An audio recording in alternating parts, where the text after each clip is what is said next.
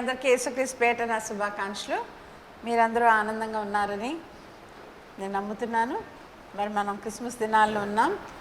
మరి ఆ సంతోషం మనందరిలో కూడా ఉండాలని ప్రార్థిస్తూ ఉన్నాను.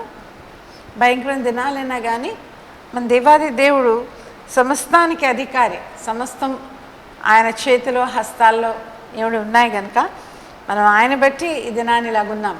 హల్లెలూయా. ప్రార్థన చేసుకుందాం. తలలోంచినట్లయితే పరిశుద్ధ ప్రేమగల మా తండ్రి, మా గొప్ప దేవా, నీకే వందనములు స్తోత్రం స్తుతులు చెల్లించుకున్నాం.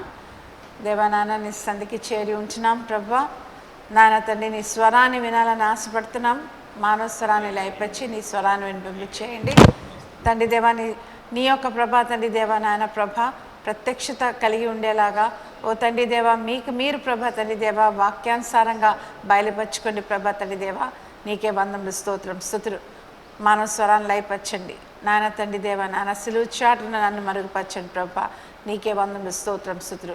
ఈ సమయం నీది, మేము నీ వారం వాక్యం నీది, రాజ్యం నీది కనుక ప్రభా నాన్న మీరే నాన్న ప్రభా తండ్రి ఘనపరచబడాలి. సహాయం చేయవలసిందిగా మనం చేస్తూ యేసు నామములో అడిగి వేడుకున్నాం తండ్రి, ఆమేన్. వాక్యం చూసుకుందాం. మరి వాక్యం బైబిల్ మీ దగ్గర ఉన్నట్లయితే మీరు బైబిల్ తెరిచి చూడాలని ఆశపడుతున్నాను, చదవాలని ఆశపడుతున్నాను.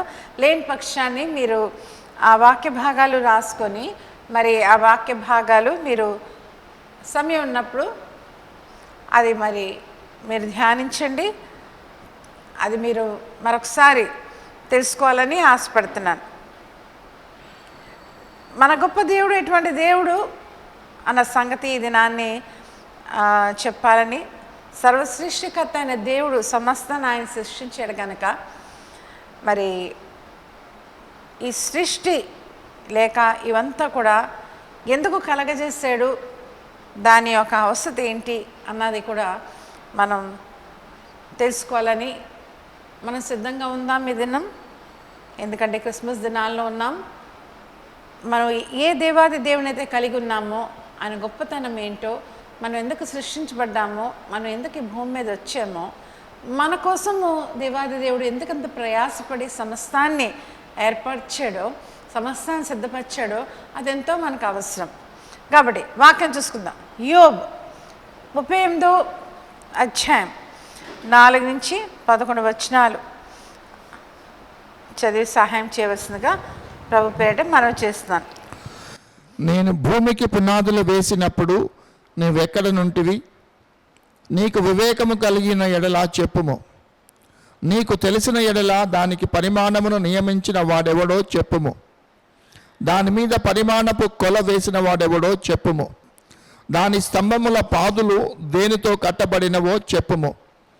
ఉదయ నక్షత్రములు ఏకముగా కూడి పాడినప్పుడు, దేవదూతలందరూ ఆనందించి జయధ్వనులు చేసినప్పుడు దాని మూలరాతిని వేసిన వాడెవడు? సముద్రము దాని గర్భము నుండి పొర్లి రాగా తలుపుల చేత దానిని మూసిన వాడెవడు?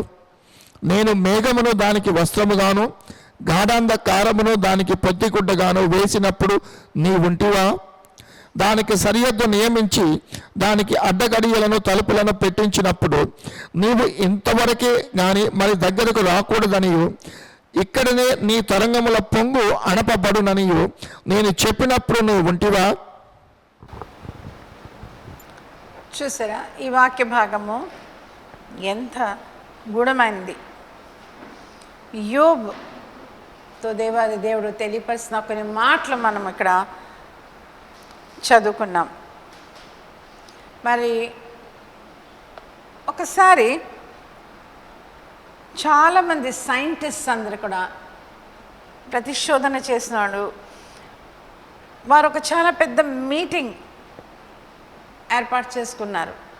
ఒక పెద్ద కాన్ఫరెన్స్ ఏర్పాటు చేసుకున్నారు. ఆ కాన్ఫరెన్స్ ఏంటంటే సర్వసృష్టి అనగా అంతరిక్షము అనగా ఆ కాస్మిక్ ఒక కాస్మాస్ కోసం ఆ కాన్ఫరెన్స్లో అనేక విషయాలు మరి డిస్కస్ చేయబడ్డాయి. అక్కడ మాట్లాడడం జరిగాయన్నమాట. ఎందుకు ఈ పరిస్థితి, ఈ లోకము అసలు దేవుడు ఉన్నాడా? దేవుని యొక్క పర్పస్ ఏంటి? దేవుడు ఒక మోటివ్ ఏంటి? ప్రణాళిక ఏంటి? డిజైన్ ఏంటి? ఆ ఒక వ్యవస్థ ఏ డిజైన్లో ఎలాగా సమస్తాన్ని చేశాడో, అసలు తను ఉండి డిజైన్ చేశాడా, తనకు మాస్టర్ డిజైనరా, మాస్టర్ ఆర్కిటెక్టా అని చెప్పి వాళ్ళు చాలా రకరకాలుగా అది ఆలోచన కలిగి పెద్ద కాన్ఫరెన్సే పెట్టుకున్నారు. చాలామంది మరి సగం కన్నా ఎక్కువ మంది ఏమన్నారంటే అటువంటి దేవుడు లేడు, designer of this universe, architect of this universe, creator of this universe అంటూ లేడు అని ఆ ఒక కాన్ఫరెన్స్లో 70-80% మంది అదే చెప్పారు. కానీ వాళ్ళందరిని వ్యతిరేకిస్తూ ఒక గొప్ప ఫిజిసిస్ట్ మరి ఫిజిసిస్ట్ అనగా ఫిజిక్స్ అన్న ఆ ఒక సబ్జెక్ట్లో ఆరితేరి చక్కగా చాలామందికి డాక్టరేట్గా ఒక సైంటిస్ట్గా ఉన్న ఒక పాలెన్కెన్ గోడ్ అని ఆయన కొన్ని విషయాలు చెప్పారు. ఆయన ఎలా చెప్పారంటే దేర్ ఈజ్ అ గాడ్, దేవుడు ఉన్నాడు. ఆ దేవుడు ఫిజిక్స్ మించిన దేవుడు, సమస్తానికి మించిన దేవుడు. ఆయన మనం అర్థం చేసుకోలేం. మనం కొంతమంది కూర్చొని మన తలలంతా ఒక దగ్గర ఉంచి, జ్ఞానాన్ని ఒక దగ్గర ఉంచి మనం అది అర్థం చేసుకుందామంటే మన వల్ల అయితే అది కాదు. ఆయన ఇంకో మాట ఏమన్నాడంటే బైబిల్ లేకుండా, వితౌట్ ద బైబిల్ మనం ఇక్కడ కూర్చోవడం వ్యర్థం. బైబిల్ అనేక విషయాలు గూర్చి మనకు తెలియపరుస్తూ ఉంటుంది. నిజమైన జ్ఞానం మీకు కావాలా, మీరు అర్థం చేసుకోవాలంటే ఆ బైబిలే మనల్ని నడిపిస్తారు సుమా అని చెప్పి అంతమందిలో ఆయన అక్కడ ఆ మాట, ఆ సందేశాన్ని చెప్పగా వాళ్ళు అక్కడ ఉన్న వారందరూ కూడా ఆశ్చర్యపోయి అనుకున్నారు, ఇదేంటి ఇంత చదువుకొని ఇన్ని మెడల్స్ పొంది ఇంత పెద్ద సైంటిస్ట్గా ఉన్న ఇతను ఇలాగంటాడేటి, అంత ఇమ్మెచ్యూర్గా మాట్లాడతాడేటి, దేవుడా అన్నట్టుగా వాళ్ళు కొంత హేళనగా తక్కువగా కించపరుస్తూ ఆయన విషయంలో మాట్లాడాడు. చాలా మంచిది. మరి ఇప్పుడు వాక్యం చూసాం కదా, యోబు 38:4-11 మనం చదివాం కదా. అందులో మరొకసారి 38:4 మాత్రమే ఒకసారి చూద్దాం. 38:4 మాత్రమే ఒకసారి చూద్దాం. నేను భూమికి పునాదులు వేసినప్పుడు నువ్వెక్కడ నుంటివి? నువ్వు ఎక్కడ ఉంటివి? నీకు వివేకము కలిగి ఉన్న ఎడలా చెప్పుము. చూసారా, భూమికి పునాదులు అయితే ఎవరు వేసినట్టు? యోబు 38:4 ప్రకారంగా భూమికి పునాదులు వేసింది ఎవరు? నేను. భూమికి పునాదులు వేసినప్పుడు నువ్వు ఎక్కడ ఉంటేవి అని యోబుతో దేవాది దేవుడు అడిగినట్టుగా మనం చూస్తున్నాం కదా. So who laid the foundations of the entire earth and the cosmos, whatever, entire creation ఎవరు వేసినట్టండి? God is answering and Bible cannot be wrong. దేవుని వాక్యము, జీవ గ్రంథము, మనకు అప్పచెప్పిన గ్రంథము అబద్ధము ఆడలేదు. అది అబద్ధము లెక్కించబడదు దానిలో. కాబట్టి మనం ఇక్కడ చూసినట్లయితే ఎంత క్లియర్గా ఇక్కడ ఆ ఒక వాక్య భాగంలో 38:4-11 అంతట్లో కూడా ఆయన ఒక ఫౌండేషన్స్ ఆఫ్ ద ఎర్త్, భూమి పునాదుల విషయంలో మాట్లాడుతూ అక్కడ చాలా చక్కగా ఆ ఒక జలములు ఏంటి, లేక మరి ఆ సూర్యుడు మరి ఉదయమే మరి సూర్యుడు ఎలాగైతే ఉద్భవిస్తాడో, లేక ఉదయకాలం పరిస్థితి ఏంటి, ప్రతిదీ కూడా ఎంత చక్కగా కూడా అక్కడ రాయబడి ఉంది. అక్కడ సముద్రాలను కూడా ఎలాగైతే దేవాది దేవుడు ఏం చేస్తున్నాడండి, దాన్ని ఒక లిమిట్ క్రియేట్ చేసింది కాకుండా, సృష్టించింది కాకుండా దానికి ఒక లిమిట్ ఏర్పాటు చేస్తున్నాడు, ఒక హద్దు, ఒక సరిహద్దు ఇస్తున్నాడు. ఇంతవరకే కానీ దీనికి మించి నువ్వు దాటడానికి వెళ్ళలేదు. అనగా ప్రతిదీ కూడా ఎవ్రీథింగ్ ఇన్ ద నేచర్, అంతరిక్షము ఏంటి లేక మరి నేచర్లో ఏంటి మరి చూసిన ప్రతిదీ కూడా జీవంగా మనకంటే ఎదురుగా కనబడుతున్నవేటి, ఆకాశము వైపు మనం తేరి చూసినప్పుడు ఉన్న ఒక స్టార్స్ వాళ్ళ ఒక పాత్ ఏంటి, the orbit and systems of the sun, moon, stars ఏంటి, సమస్తం కూడా నిర్మించిన సృష్టికర్త దేవాది దేవుడే. వాటికి హద్దులు సరిహద్దులు నియమించింది, వాటి మార్గం నియమించిందంతా కూడా దేవాది దేవుడే కదా. అంత గొప్ప దేవాది దేవుడు, తండ్రి, కుమార, పరిశుద్ధాత్మ దేవ నీకు వందనములు అంటాం. ద ట్రయూన్ గాడ్, త్రిత్వం అయిన మన గొప్ప దేవాది దేవుడిలో ఎవరు కూడా వేరు కాదు. అంత గొప్ప పరిస్థితి.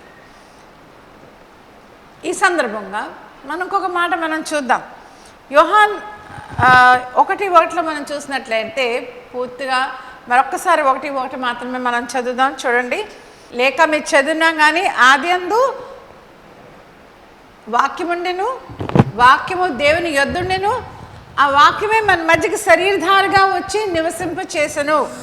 ఆదియందు ఏముందంటే ఏమీ లేదు, వాక్యమే ఉంది. ఆ వాక్యం ఎవరి దగ్గర ఉంది? దేవుని దగ్గర ఉంది. ఆ దేవుని దగ్గరే ఉన్నదే మన దగ్గరికి శరీరధారగా వచ్చి నివసింప చేసింది. అనగా ఎవరు? మనము ఏ తండ్రిని మనం చూడలేమో ఆయన ప్రతిబింబించడానికి, ఆయన చూపించడానికి, ఆయన సింహాసనాసీనుడు అయి ఉన్నప్పటికీ కూడా ఆయన దేవుడుగా మన ఎదుట రాలేడు. ఆయన వచ్చినా కానీ ఆయన మహిమను మనం చూసి జీవించడం బ్రతకలేము. ఆయన్ని మరి ఆ వాక్యాన్ని శరీరధారిగా చేసి మన మధ్యకి ఏసే రూపంలో పంపించేదా తండ్రి? తండ్రి అయిన దేవుడు, యెహోవా దేవుడు పంపించాడు.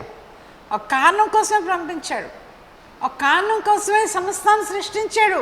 సృష్టికర్త అయిన దేవా, సమస్త సృష్టికర్త, జీవాధిపతి, సర్వంతర్యామి నీకే వందనములు ప్రార్థన చేస్తాం. ఆ మాట వెనకాతన ఎంత అర్థం ఉంది. ఎందుకు మనం ఆయన అలా సంబోధిస్తున్నాం, ఎందుకలా ఆయన్ని మనం గొప్ప చేస్తున్నాం, అలా ప్రార్థన చేస్తున్నాం అని ఒకసారి మనం అర్థం చేసుకున్నట్లయితే we will know what a great and mighty God we have. Hallelujah. ఇది మనం ఎంత లోతుల్లోకి వెళ్ళాలని చూస్తే ప్రయత్నిస్తేనే మనకు అదంతా కూడా మన హృదయాంతరంగంలో అది మనలో చోటు చేసుకుంటూ ఉంటుంది ఈ అర్థాలు. మరి ఇంకొక వాక్య భాగంలో మనం చూసినట్లయితే అది ఎలాగుందంటే చూడండి, హెబ్రీయులకు రాసిన పత్రిక 11:3 కూడా మనం చూద్దాం. దేవుని వాక్యము వలన నిర్మాణమైనవనియు అందును బట్టి దృశ్యమైనది కనబడేడు పదార్థములచే నిర్మింపబడలేదనియు విశ్వాసము చేత గ్రహించుకొనుచున్నాము.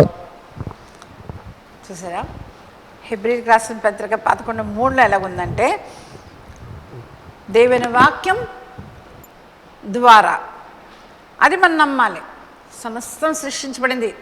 ఇప్పుడు చూడగలిగిందంతా కూడా, ఒకప్పుడు చూడలేని స్థితిలో ఉన్నదంతా కూడా చూడగలిగే స్థితి అది ఎలాగొచ్చిందంటే ఆయన వాక్ ద్వారా, ఆయన మాట ద్వారా, ఆయన ఒక నోటి మాట ద్వారా, ఆ రీమా వర్డ్ ద్వారా అంత సమస్య జరిగింది. కాబట్టి అది విశ్వసించి మనం నమ్మాలి. అనగా the words were framed by the word of God. అనగా ఈ లోక ప్రపంచ సమస్తం కూడా మరి దేవుని యొక్క మాట ద్వారా సృష్టించబడ్డాయి, నిర్మించబడ్డాయి. కనుక సర్వసృష్టికర్త అయిన దేవుడయ్యాడు. హల్లెలూయా. మరి కాబట్టి మనము సైంటిస్ట్ మీద ఆధారపడడం కానీ, చాలా గ్రేట్ థింకర్స్, గొప్ప ఆలోచనకర్తల మీద ఆధారపడవలసిన అవసరం కానీ మనకి లేదు. మనం దీనులై మనము ఒక దీన స్థితిలోకి మార్చుకొని మనం దేవునికి లోబడి మనము కానీ దేవుని వాక్యములోకి మనం వెళ్ళి ఆ వాక్యాన్ని మనము చదువుతూ ఆ వాక్యాన్ని మనము తెలుసుకుంటూ ఉన్నప్పుడు మనకి ఎన్నో విషయాలు మనకు తెలియపరచబడతా ఉంటాయి. We get the real exposure to God's greatness, to God's great హెన్సివ్నెస్. We can really understand what God is. దేవుడు ఏమై ఉన్నాడు, సర్వసృష్టికర్త అనే దేవుడు అన్నది మనకు వాక్యము చూస్తేనే మనకు అంతా తెలిసేది. ఆ వాక్యంలోనే సమస్తం కూడా ఇమిడి ఉన్నదన్న సంగతి మీకు తెలియపరుస్తూ ఉన్నాను. హల్లెలూయా. కాబట్టి మరి మనం చూసినట్లయితే ఇదంతా కూడా చేసిన దేవుడు. ప్రారంభంలో ఏముండిందో మనందరికీ తెలుసు. భూమి మీదకి మనం వచ్చినప్పుడు ఒక్కసారి మనం ఇంకొక వాక్యం చూద్దాం. చూడండి, మరి కొన్ని ప్రశ్నలు మనకి తెలియాలి అంటే, అది మనకి ఆ ప్రశ్న మనం వేసుకోవాలి. ఆ ప్రశ్న తెలియాలి అంటే, ఆ ప్రశ్నకి సమాధానం మనకు తెలియాలి అంటే, ఆ ప్రశ్నలు ఏంటో మనం వేసుకోవాలి. మనకు ఆ ఒక క్వశ్చన్ మార్క్ ఉండాలి. ఆ ఇన్నర్ పర్సన్, మన అంతరంగంలో ఉన్న అంతరంగ పురుషుడు ఆ ప్రశ్నించాలి. ఏంటి ఆ ప్రశ్న మనం వేసుకోవాల్సింది అంటే, అది అప్పుడు మనకు ఆ జ్ఞానం ఉదయము కలుగుతుందనే సంగతి తెలుస్తూ ఉంటుంది. ఎక్కడి నుంచి సమస్తము ఇవి కలిగాయి, ఎక్కడి నుంచి ఇవన్నీ కూడా వచ్చాయి,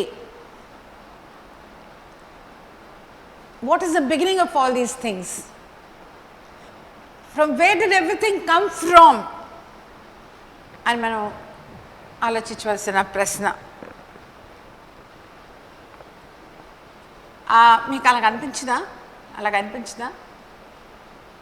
మన దేవుడిని ఎక్కడా ఎతకవసరం లేదు. మనం చాలాసార్లు మనం ఊపిరి పీలుస్తున్న ఈ జీవవాయు కోసం అర్థం చేసుకోము. ఈ సూర్యుడు ఉదయిస్తాడే, ఆ సూర్యుడి కిరణాలు లేకపోతే మనం ఎంత కోల్పోతామో, ఆ ఎండ అనేది లేకపోతే ఎన్ని వైటమిన్ డి తక్కువైపోతుంది, దుమ్ములు కూడా బలహీనం అయిపోతాయి కదా అనుకోవడం మనం తెలుసుకోము. మరి ఇంకపోతే వర్షమే లేకపోతే మరి భూమి ఎక్కడ దేంతో మరి ఆ వృక్షములు కానీ, ఆ ప్లాంట్స్ కానీ, అవన్నీ కూడా జీవరాశులు కానీ అవన్నీ కూడా ఎలాగా నీరు లేకుండా ఎలా పోషించబడతాయని మనకు అర్థం అవ్వదు. ఆ నీరు ఆ దేవుడు న్యాచురల్గా మనకిచ్చిన ఆ వాటర్ సప్లై, ఆ నీరు ఉంటేనే కదా మనకి కరెంటు, ఎలక్ట్రిసిటీ అంతా కూడా కదా. ఇవన్నీ కూడా మనం రోజువారీగా మనం చూస్తూ ఉన్నాం కదా. దాని అవసరం మనకి ఏటో, అది లేకపోతే దాని పరిస్థితి ఏటో మనకు అర్థమవుతా ఉండదు కొన్నిసార్లు. కానీ మన దేవుని ఎతకాలంటే మనం వీటిలోనే ఎతకచ్చు. దేవుని చూడాలంటే వీటిలోనే మనం చూసి సంతోషించవచ్చు, ఆనందించవచ్చు, మనకు కనిపించవచ్చు. అబ్రహాం బయట అలా ఉన్నప్పుడు ఆ ఒక అంతరిక్షం వైపు చూస్తూ, ఆ పైకి చూస్తూ, ఆ ఒక నక్షత్రాలను చూస్తూ మరి అలా ఉన్నప్పుడు దేవుని స్వరం తనకు వినపడేది. ఏంటి, నీ సంతానాన్ని నేను ఇసుక రేణు వలె, ఆకాశ నక్షత్రాల వలె చేయబోతున్నానని చెప్పి కదా. మరి ఇది నిజంగా చూడండి. మరి యోబు మరి కోసం మనం ఇందాక చదివాం కదా. మరి 38వ వచనంలో యోబు అనారోగ్య స్థితిలో, మరి భయంకరమైన స్థితిలో, ఆయన స్నేహితులతో విడనాడబడి మరి ఆయన జీవితమే భయంకరంగా అయిపోయి మరి ఎంతగానో ఆయన కృంగదీయబడుతున్న సమయంలో, ఆయన భయంకరంగా అనారోగ్య స్థితికి గురైపోయిన సమయంలో దేవుడి విషయంలో ఇంకా లోతుగా తెలుసుకోగలిగాడు. హల్లెలూయా. ఇంకా లోతుగా తెలుసుకోవడానికి తన ఒక హృదయంలో ఉన్న ఒక తలుపులు తెరిచాడు. ఆ కష్టంలో ఉన్నప్పుడే దేవుని స్వరము ఆయనకి వినబడగలిగింది. హల్లెలూయా. ఎంత గొప్ప దేవుడు అండి. ఆ కష్టంలో కూడా దేవుడు తనతో ఉన్నాడు సుమా. మరి ఈ ప్రశ్న, ఇవన్నీ కూడా ఎక్కడి నుంచి వచ్చాయి, ఎలాగొచ్చాయి అని మనం వేసుకున్నట్లయితే, ఇప్పుడు ఇందాక చదివిన దాన్ని బట్టి ఒక ఆన్సర్, ఒక సమాధానం మనకు వచ్చింది. యోబు 38:4 ప్రకారంగా ఇదంతా కూడా ఎవరు ఈ పునాదులు వేశారు అన్న సంగతి దేవుడు యోబుతో అడుగుతున్నాడు కదా అక్కడ. మరి ఇంకోటి మాత్రం మనం చూసినట్లయితే ఆదికాండం 1:2, 1వ అధ్యాయం 1:2 ఒకసారి చూద్దాం. చూడండి. ఆదియందు దేవుడు భూమి ఆకాశములను సృజించెను, భూమి నిరాకారముగాను శూన్యముగాను ఉండెను. చూసారా, మొట్టమొదటి చీకటి అగాధ జలము పైన కమ్మి ఉండెను, దేవుని ఆత్మ జలముల పైన అల్లాడుచుండెను. కాబట్టి ఆదియందు దేవుడు భూమి ఆకాశము సృజించెను. ఎవరు? ఎక్కడి నుంచి వచ్చింది? ఎలాగొచ్చింది? ఎవరి ద్వారా వచ్చింది అంటే దేవుడు భూమి ఆకాశం సృజించాను. దేవుని చేత ఈ భూమి పునాదులు, అంతరిక్షము సమస్తం చేయబడ్డాయి. మరి భూమి మీద ఉన్న సమస్త కూడా చేయబడ్డాయి. వర్షాకాలం ఏంటి, డే అండ్ నైట్ ఏంటి, ఆ ఉదయం ఏంటి, ఆ రాత్రికాల సమయం ఏంటి, నక్షత్రాలు ఏంటి, ఆ సూర్యుడు ఆ మార్గం ఏంటి, ఎలాగ ఉదయిస్తుందో ఎలాగ అస్తమిస్తుందో సమస్తం కూడా దేవుణ్ణి స్తుతించడానికి, ఘనపరచడానికి మాత్రమే అని చెప్పి మనకు అర్థమవుతుంది.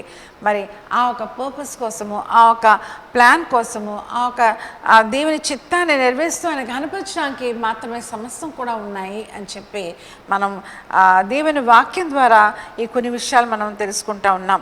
ఎంత గొప్ప సంగతి అండి ఇవన్నీ కూడా. మరి మనము ఏ ఎస్ట్రానమీ, ఏ ఎస్ట్రాలజీ, ఏ ఆస్ట్రోఫిజిక్స్, ఏవి మనం క్వాంటమ్ ఫిజిక్స్ ఏదో ఏదో ఏదో ఏదో మనం చేయాలని అనుకుంటాం. కానీ అవన్నీ కూడా రా ఫామ్లో ఆ ఒక నేచర్లో దేవుడు సృష్టించిన ప్రతి ఒక్క సృష్టిలో మరి ప్రతి దానిలో కూడా మరి ఇవన్నీ కూడా ఏర్పాటు చేసినట్టుగా మనం చూస్తున్నాం. హల్లెలూయా. దానికి కూడా కారణమే ఉంది. ఆయన చేత చేయబడ్డాయి, ఆయన కోసం చేయబడ్డాయి. ఆయన లేక ఏమీ కూడా సృష్టించబడలేదు, ఆయన బట్టే సమస్తం సృష్టించబడింది. హల్లెలూయా. మరి ఇంకపోతే ఎందుకు ఎందుకు ఎందుకు అని చూసినట్లయితే ఈ ఒక భూమి మీద ఏముంచాలనుకున్నాడు, ఎవరినక్కడ నియమించాలనుకున్నాడు, ఎవరిని సృష్టించాలనుకున్నాడు, ఆ సృష్టించిన దాని కోసము ఆ అవసరం ఏంటి అనగా దేవాది దేవుడు సమస్తాన్ని భూమి మీద ఆ దినాల్లో సృష్టించి 7 దినాలు విశ్రమించిన దేవుడు ఆఖరిగా ఆయన ఒక సృష్టికి కిరీటంగా మానవుని సృష్టించినట్టుగా, నిర్మించినట్టుగా మనం చూస్తున్నాం. మనందరికీ తెలుసు కదా. మానవుని ఎంతో ప్రేమించాడు కనుక మానవుడు ఉండడానికి ఇవన్నీ కూడా ఏర్పాటు చేస్తుంది. ఎందుకంటే ఆయనకి సహవాసం కావాలి. హీ వాంట్స్ సంబడి ఆయన పోలికలోనే ఉండాలని ఆశపడి he created man in his own image. ఆయన పోలి సృష్టించాడు. అంటే మానవుడు ఫిజికల్ మ్యాన్గా ఉంటూ he was more of a spirit man, ఆత్మీయ పురుషుడు. తను పాపస్థితిలో లేడు, ఎంతో దైవ స్థితిలో దైవాన్ని ప్రతిబింబిస్తూ చల్లని వేళ దేవాది దేవుడితో ఎంతకన్నా సహవాసం చేయడానికి, ఒక పార్ట్నర్షిప్ కోసము, వాళ్ళతో ఒక సాంగత్యం కోసం, ఒక ఫెలోషిప్ కోసము దేవాది దేవుడు సృష్టించుకున్నాడు మానవుని. హల్లెలూయా. ఎంత గొప్ప ఉద్దేశము, ఎంత గొప్ప ఉద్దేశము. ఎక్కడో ఏదో జరిగింది, దానికి దీనికి మధ్యన ఏదో జరిగింది. లేకపోతే ఇంత అవసరం ఉండదు. దేవాది దేవుడే సమస్తాన్ని విడిచిపెట్టి ఈ భూమి మీదకి రావాల్సిన అవసరం అంతగా ఉండదు. ఎక్కడో ఏదో తప్పింది. ఎక్కడో ఆయన అనుకున్న ఆ ఒక సమస్తంలో ఒక అపస్వరం, ఒక కలుషితమైన ఒక పరిస్థితి, ఆయన తట్టుకోలేని ఒక పరిస్థితి జరిగి ఉండొచ్చు కాదు, జరిగింది అని మనం నమ్మాలి.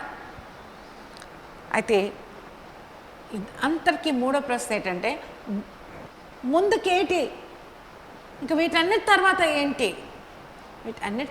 ఏంటి అన్న ప్రశ్న ఉంది కదా. ఆ ప్రశ్న కూడా మనం తెలుసుకుందాం. మీ అన్నిటి తర్వాత ఏంటి అన్న ప్రశ్న.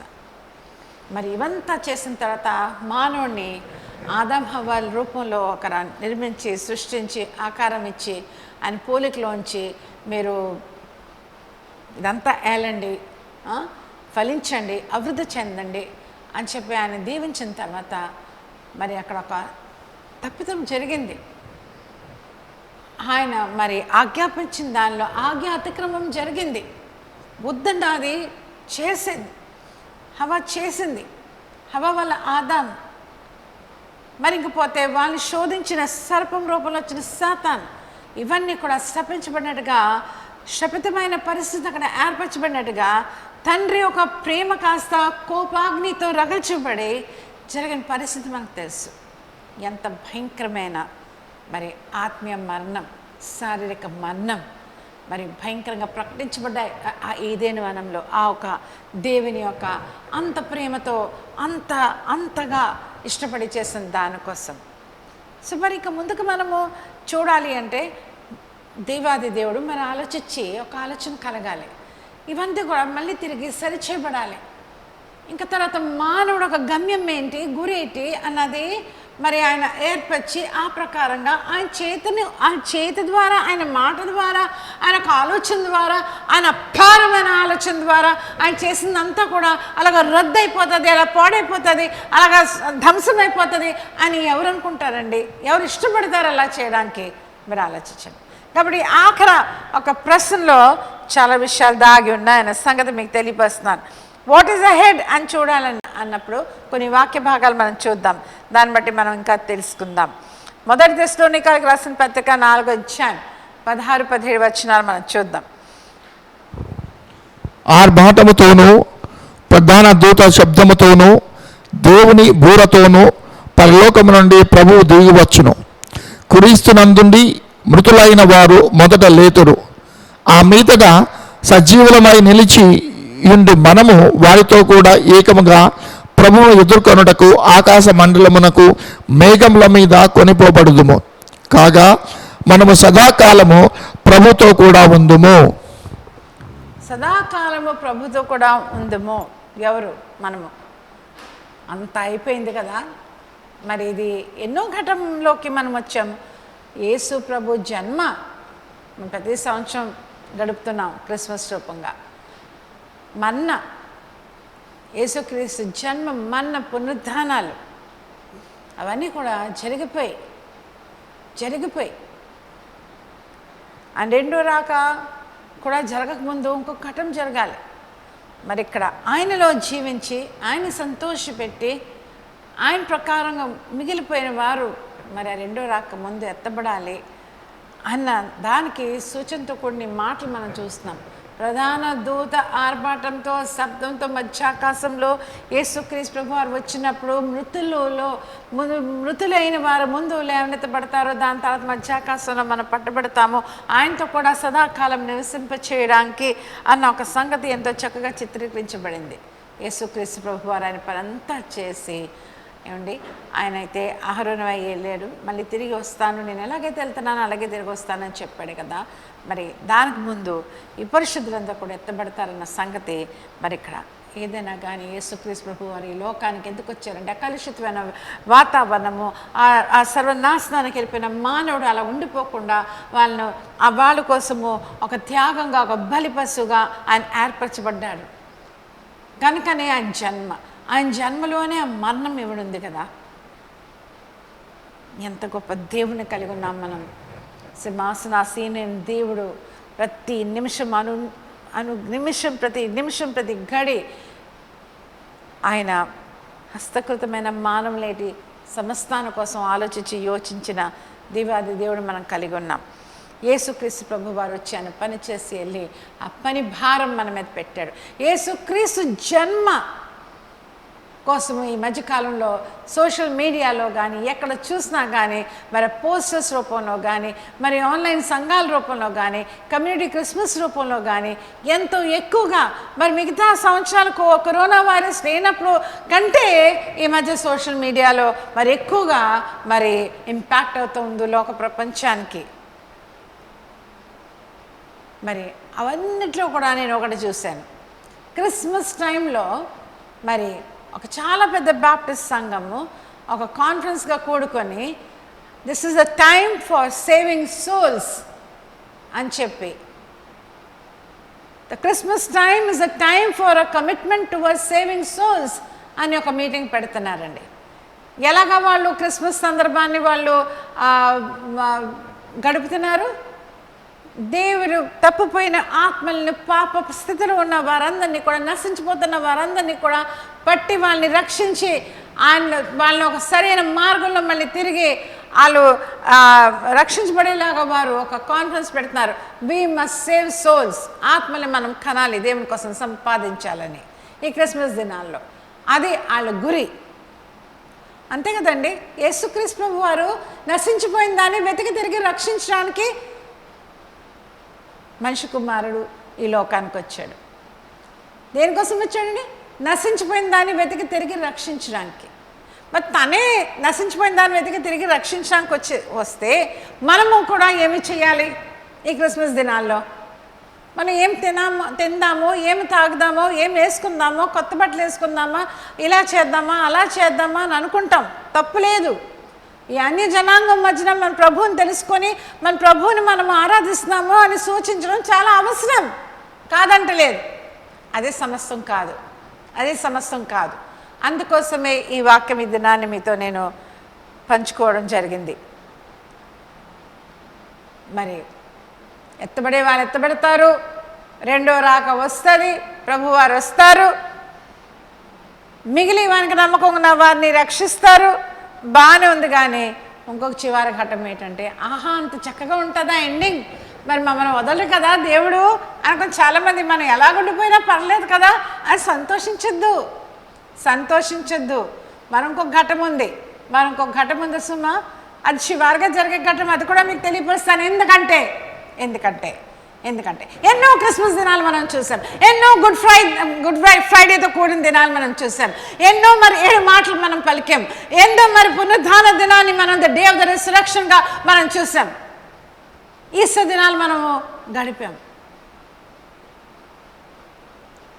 ఇప్పుడు ర్యాప్చర్ కోసము చూసాం, మధ్యాకాశంలో ఎత్తబడడం కోసం, ఆ రెండో రాక కోసం కూడా చూసాం. మరి ఇంకొక చిన్న విషయం చూద్దాం. అంత తేలిగ్గా మనము సర్దుకుపోవద్దు. ఎంతో కృపగల దేవుడు కలిగి ఉన్నాం, కానీ మనం తేటి what is on our part to be done, what do we have to do అన్నది మనం అర్థం చేసుకోవాల్సిన విషయం. ఈ మాటలు మనం చూద్దాం. ఇది కొంచెం ఎక్కువగానే ఉన్నాయి ఈ వచనాలు, కానీ దయించి మీరు నాతో ఓపికగా చదవాలని ఆశపడుతున్నాను. ప్రకటన గ్రంథం 20వ అధ్యాయము 11 నుంచి 21 వచనాలు. మరియు ధవళమైన మహాసింహాసనమును దాని యందు ఆసీనుడై ఉన్న ఒకరిని చూచితిని. భూమి ఆకాశములు ఆయన సముఖము నుండి పారిపోయెను, వాటికి నిలువ చోటు కనబడకపోయెను. మరియు గొప్పవారేమి కొద్దివారేమి మృతులైన వారందరూ ఆ సింహాసనము ఎదుట నిలువబడి ఉండుట చూచితిని. అప్పుడు గ్రంథములు విప్పబడెను, మరియు జీవ గ్రంథమును వేరొక గ్రంథము విప్పబడెను. ఆ గ్రంథముల యందు రాయబడి ఉన్న వాటిని బట్టి తమ క్రియల చొప్పున మృతులు తీర్పు పొందిరి. సముద్రము తనలో ఉన్న మృతులను అప్పగించెను, మరణమును పాతాళ లోకమును వాటి వశముననున్న మృతులను అప్పగించెను. వారిలో ప్రతివాడు తన క్రియల చొప్పున తీర్పు పొందెను. మరణమును మృతుల లోకమును అగ్నిగుండములో పడవేయబడను. ఈ అగ్నిగుండము 2వ మరణము. ఎవని పేరైనను జీవ గ్రంథమందు రాయబడినట్టు కనబడని ఎడల వాడు అగ్నిగుండములో పడవేయబడను. హల్లెలూయా, హల్లెలూయా. ఇంతవరకు దేవుని ప్రేమ కోసం విన్నాము, దేవుడు చేసిన త్యాగం కోసం విన్నాము. దేవుడు లోకాన్ని ఎంతో ప్రేమించాడు కాక తన ద్వితీయ కుమారునందు విశ్వసించిన వారు మరణించక నిత్య జీవం పొందరు అని చెప్పి యేసు ప్రభువుని లోకానికి పంపించినట్టుగా మనం చూసాము. అన్ని ఘట్టములు కూడా చూసాము. జన్మ, మన పునరుద్ధానాలు, మధ్యాకాశం ఎత్తబడ్డం చూసాము, రెండో రాక కోసం చూసాము. ఇది మరి ఇంకా అక్కడ ఆగిపోలేదు కదా. అంత తేలిక కాదండి, అంత తేలిక కాదు. ఇప్పుడున్న పరిస్థితిలో గోధుమలు జలించబడినట్టుగా ఆకాశాన్ని మరొకసారి కంపింపచేసిన దేవుడు మరి మానవుడిని కూడా సృష్టించాడు. అంటే మానవుడు అంతమేంటి? He shall be judged. ఒక తీర్పులోకి రావాలి. గ్రంథములు తెరబడతాయి. మరి ఆ ఒక గ్రంథములు ఎద్దుతా, గ్రంథములో పేరు లేని వారందరూ కూడా మరి ఎటువంటి పరిస్థితిలో ఉంటారో మనం చదివాం. దయించి మీరు అందరూ కూడా గృహాలకు వెళ్ళి ఈ వాక్య భాగాలంతా కూడా చక్కగా ధ్యానించాలని నేను ఆశపడుతున్నాను. నేను మీ దేవుని యొక్క ఉద్దేశముతో, ఏ ఉద్దేశముతో మరి ప్రారంభించాడో సమస్తాన్ని, అంతరిక్షం నేటి, భూమి మీద ఉన్నవేటి, మానవుని ఏంటి, మరి సమస్తాన్ని యేసుక్రీస్తు ప్రభువుని ఎందుకు పంపించాడో సమస్తాన్ని కూడా మీరు కొన్ని నిమిషాల్లో మాత్రమే సమస్తం కూడా మీ ఎదురు పెట్టబడింది. వాక్యం రూపంలో మీరు మళ్ళీ వెళ్ళి తిరిగి చదివి ఇది ఒక వేకప్ కాల్ కింద మనం ఎన్ని రోజులు బ్రతికిపోతామో మన ఆయుష్ దినాలు దేవుని చేతిలో ఉన్నాయి. మనం ఎంతవరకు దేవునికి ఇష్టమైన ప్రజలుగా మనం బ్రతికి ఉన్నామో, ఎంతవరకు దేవుని సమయాన్ని మనం దొంగిలించామో, ఎంతవరకు దేవుడు మనకి ఇచ్చిన తలాంతులు దొంగిలించామో, ఎంతవరకు మనము దేవుని రూపంలో మలచబడకుండా ఇంకా కొంతకాలమే మనం చక్కగా ఈ యొక్క లోకములో ఈ ఐశ్వర్యం మధ్యన ఈ పాపపు జీవితం మధ్యన లేక ఈ విశాల మార్గంలో మనం కొంత ఇంకా కూడా సుఖం అనుభవిద్దామే అని చెప్పి మరి మిగిలిపోతున్నామో ఒక్కసారి ఆలోచిద్దాం. ఇది మనం అర్థం చేసుకునేది. మన దినాలు ఎంతవరకు ఉన్నాయో మనం చెప్పలేం. ఈ రోజున్న వాళ్ళు రేపు లేరు. చిన్న పిల్లోడటండి, చిన్న పిల్లోడు మా మద్దిలపాలెం సంఘంలో. మరి ఇప్పుడే పాస్టర్ గారు మాకు చర్చ్ ఉందండి మద్దిలపాలెం అనే ప్రాంతంలో, విశాఖపట్నంలో. మరి ఆ చర్చ్లో ఎప్పుడు 3 బిడ్డలు మరి ఆ క్రిస్మస్ దినాల్లో వాళ్ళు డాన్స్లు నాటకాలు వేస్తారు. మరి అన్యుల బిడ్డలు కూడా వాళ్ళు కూడుకుంటారు. మరి ఇంకా చాలామంది తల్లిదండ్రులు అయితే దేవుని నమ్మరు, ఇంకా బిడ్డ ఇంకా బ్యాప్టిజం తీసుకోలేదు, దేవుని నమ్మలేదు, వాళ్ళు వేస్తారు. ఆ పిల్లల్లో ఒక పిల్లోడు అన్న కూడా వాళ్ళతో పాటు ఉండేవాడు. చాలా ఎత్తు పొడవైపోయినాడు. ఏమీ లేదండి, నిన్నే చిన్న గుండె నొప్పిలాగా వచ్చి, గుండె నొప్పి లేదు, గుండె జబ్బు లేదు, ఏమీ కాదు, అలా చచ్చిపోయాడట. ఏమీ కాకుండా అలా చచ్చిపోయాడట. చూసారండి, ఇవన్నీ కూడా లోక ప్రపంచంలో మార్పులు, వైఖర్యం మారడము, సమస్యను చూసి మనము క్రిస్మస్ దినాలు సంతోషిద్దాం. కానీ ఎలా సంతోషిద్దాం అంటే మనము పరిపూర్ణంగా దేవుని కోసము మనము ఈ దినాల్లో అయినా, కరోనా వైరస్ దినాలు అపారమైన సమయం దేవుడు మనకిచ్చాడు. మనకి మనం తేరి చూసుకోవడానికి, మనకు మనం దేవుని నిజమైన విధానంగా అర్థం చేసుకోవడానికి, to have a closer walk with them, to be an intimate relationship with them, ఒక సన్నిహితమైన ఆయనతో ఉండే ఒక పరిస్థితి మనకి నా దేవాది దేవుడు అప్పచెప్పాడన్న సంగతి మీకు తెలియజేస్తున్నాను నేను. హల్లెలూయా. ఈ యొక్క దరిదాపు సంవత్సరం నెలలు మనము అలా ఉండిపోయామే. ఆ సమయాన్ని మనం ఎలా వ్యర్థంగా పోనిచ్చామా? ఏమైనా మార్పు మనలో రానిచ్చామా? దేవుడు మనలో పని చేయనిచ్చామా? దేవునికి ఇష్టమైన బిడ్డలుగా మారాలని మనం ప్రయాసపడ్డామా? అయ్యో, ఇంకా సమయం ఉండగా, వెలుగుండగా మన గృహాలు సరి చేసుకోమంటున్నాడు. ఎన్నిసార్లు గద్దించినాను గాను మరి మార్పు చెందపోతే వినని వాడికి హఠాత్తుగా నాశనము సంభవించదును అనే దేవుని వాక్యము సెలవిస్తూ ఉంది.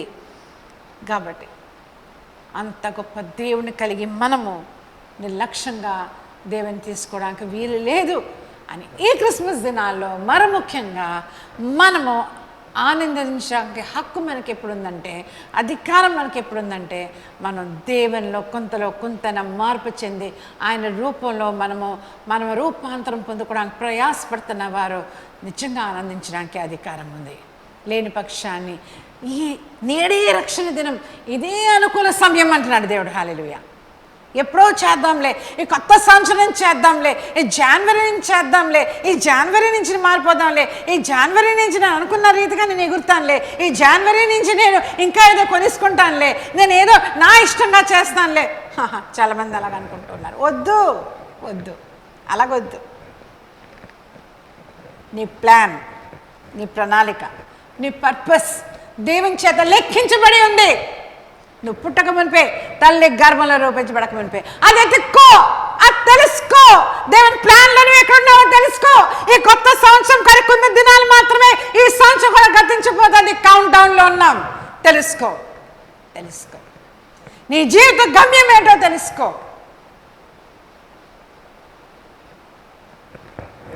చాలా సంతోషం. ఎంతో ఓపికగా మీరు వాక్యం విన్నారు. ఈ వాక్యం ఊరికే మీరు పోనివ్వద్దని ప్రభు పేరిట నేను మీకు మనవి చేస్తున్నాను. Be serious where God is concerned. మీ జీవితాలు చాలా చాలా విలువైనవి. సిలువలో ప్రాణం పెట్టి మనకు విలువిచ్చిన యేసయ్య పుట్టబోతున్న దినాలు మరొకసారి మనం జ్ఞాపకం చేసుకుంటున్నాం. నీ జీవితం విలువైంది కాబట్టి దానికోసం యేసయ్యే ప్రాణం పెట్టాడు కాబట్టి ఒక విలువన్న వ్యక్తివి, విలువన్న ఒక బిడ్డవి అని అర్థం చేసుకొని మనము మన జీవితాలు క్రమపరుచుకుందాం. హల్లెలూయా. అందరూ తలలు వంచుతాం ఎక్కడున్నప్పటికీ కూడా. తలలు వంచుతాం. దేవుని వైపు మనం చూద్దాం. దేవుని తట్టు మనం చూద్దాం. విన్న వాక్యాన్ని బట్టి మనం దేవుని మహింపరుద్దాం. దేవుని ప్రేమ అంత గొప్పదా అని తెలుసుకున్నామే. దేవుని స్తుతిద్దాం. మనము ఒక మార్గాన్నే ఏర్పరిచాడు. సూర్యుడు, చంద్రుడు, నక్షత్రాలకి ఒక సరిహద్దునే ఇచ్చాడు. జలాలకి దాటిపోవద్దు అని. అవన్నీ కూడా ఆజ్ఞ మేర దేవుని ఆజ్ఞకి లోబడతాయి. మానవుడు ఒక్కడికే స్వచిత్తం ఇచ్చాడు గనుకనే మనం ఎగిరిపోతూ ఉంటాం. ఆ స్వచిత్తం బట్టి మనం విర్రవీగుతాం. ఆ స్వచిత్తాన్ని బట్టి మన ఇష్టానుసారంగా బ్రతుకుతాం అనుకుంటాం. వద్దు. ఆ స్వచిత్తం వల్లే ఒక ఆదికాండంలో పాపానికి, శాపానికి గురయ్యాం. రెండో మరణానికి కూడా మనం గురవ్వకుండా రక్షించబడడానికి యేసయ్య లోకానికి వచ్చాడు. మీకోసం, నా కోసం మనల్ని రక్షించడానికి. దేవుని అపారమైన ప్రేమను తెలుసుకుందాం. ప్రార్థన చేసుకుందాం. పరిశుద్ధ ప్రేమ గల మా తండ్రి, మా గొప్ప దేవానికి వందనములు, స్తోత్రం, స్తుతులు చెల్లించుకున్నాం. ఏ రీతిగా నేను స్తుతించగలం, ఏ రీతిగా నేను పొగడగలం, ఏమిచ్చి నీ రుణం మేము ప్రభా చెల్లించగలం. రక్షణ పాత్రను చేత పట్టుకొని సమాజం మా మొక్కుబళ్ళు మాత్రమే చెల్లించుకోగలం. అవును దేవా, మమ్మల్ని నాన్న తండ్రి ఎంతో ప్రేమించావు. దేవుడు లోకాన్ని ఎంతో ప్రేమించాడు. కాగా తని అద్వితీయ కుమారునందు విశ్వసించిన వారు నశింపక నిత్య జీవం పొందినట్టుగా నువ్వు పంపించావు. నీకే వందనములు, స్తోత్రం, స్తుతులు. అంతరిక్షం సమస్త సృష్టిని, భూమిని, భూమి మీద ఉన్న సమస్తాన్ని, ఆకాశాన్ని, సూర్య చంద్ర నక్షత్రాలని, పగల రాత్రి నానా నిన్ను ఘనపరుస్తున్నాయి కదా తండ్రి. సమస్తాన్ని కూడా తండ్రి దేవా నువ్వు నియమించావు. మానవుని ప్రభా తండ్రి అన్నిటికంటే ఎక్కువ ప్రేమించావు. నీకే వందన, స్తోత్రములు. మా కోసం నీ కుమారునే పంపించావు. ఎంత గొప్ప దేవుడు. నువ్వు మేము ఏం పాటి వారం ప్రభా తండ్రి దేవనాయన. మమ్మల్ని అంతగా నువ్వు ప్రేమించావు ప్రభా. అంతగా ప్రేమిస్తున్నావు ప్రభా తండ్రి దేవనాయన. నీ ప్రేమను మేము అర్థం చేసుకొని ఆ హృదయాలు మాకు దయచేయండి తండ్రి. ఆ కనుతెరుపు దయచేయండి. ఆత్మనేత్రాలు తెరవండి. దైవానికే వందనములు, స్తోత్రం, స్తుతులు. ఈ క్రిస్మస్ దినాల్లో ఆనందిస్తూ ఉన్నప్పటికీ కూడా నువ్వు పంపించిన నీ ఏకాయ కుమారుడు జన్మ, మరణ, పునరుత్థానాల ద్వారా మధ్యాకాశంలో రాబోతున్న పరిస్థితి ఘటం ఇంకా ఉంటుండగా రెండో రాక కోసం కూడా తండ్రి దేవా నాన్న మేము వింటున్నాం. మాకు తెలుసు ప్రభా తండ్రి దేవా నాయన. ఇవన్నీ కూడా తండ్రి దేవా నాన్న నువ్వు చేసావు, నీ కుమారుడు చేశాడు. కానీ మమ్మల్ని సృష్టించవే, మేమేమి చేస్తున్నావు నీ కోసం అని ఒక్కసారి అర్థం చేసుకునేలా సహాయం చేయం. వింటున్న వారు నానా స్థానిక సంఘం వారు కానీ, సార్వత్రిక సంఘంలో ఉన్న వారు కానీ, ఆన్లైన్లో వింటున్న వారు కానీ ప్రభా, ఎంత దూరమైతే నీ యొక్క వాక్యమని స్వరం అందించబడుతుందో ప్రభా, వారందరూ కూడా దర్శించి సంధించబడేలా సహాయం చేయండి ప్రభా తండ్రి దేవనాయన. దేవాలు గురి ఏటో గమ్యం ఏటో తెలుసుకునే కృపలు నడిపించిన దయమానికే వందనములు, స్తోత్రములు. ఈ క్రిస్మస్ దినాల్లో ప్రభా వాళ్ళ గృహాల్లో, వాళ్ళ నిజ జీవితాల్లో ఆనందము, ఓ తండ్రి సంతోషము, నీ ప్రసన్నత మెండుగా దయచేయండి ప్రభు. నీకే వందనములు, స్తోత్రం, స్తుతులు. నాయన కనికరించండి ప్రభా తండ్రి. నీ చేతికే ప్రభా తండ్రి దేవ. మరొకసారి అందరినీ కూడా అప్పచెప్పుకుంటున్నాం తండ్రి దేవ. నాయన ప్రభా, నానా బాధలు ఉన్నవారు, ఇరుకల్లో ఉన్నవారు, ఇబ్బందులు ఉన్నవారు, కన్నీరు వేదంతో ఉన్నవారు ప్రభా, రక్షణ ఆనందం పోగొట్టుకున్నవారు, కట్టుల్లో ఉన్నవారు, సాతాను గుప్పట్లో ఉన్నవారు, వారందరినీ దర్శించిన దైవానికే వందనములు, స్తోత్రం. అనేకలు ప్రార్థన అవసరాల కోసం కోరి నాన్న తండ్రి ఫోన్ చేస్తారు, తెలియపరుస్తారు ప్రభా. వాళ్ళందరిపై నాన్న తండ్రి నీ కృపను విస్తరింపచేయండి, వారిని దీవించండి, కనికరించండి. ఇచ్చిన ప్రార్థన చేతికి అప్పచెప్పుకుంటూ ఘనత, మహిమ, ప్రభావాలు నీకే ఆరోపిస్తూ యేసు పరిశుద్ధ నామమున రెడీ వేడుకున్నాం తండ్రి. Amen. Hallelujah. Praise the lord.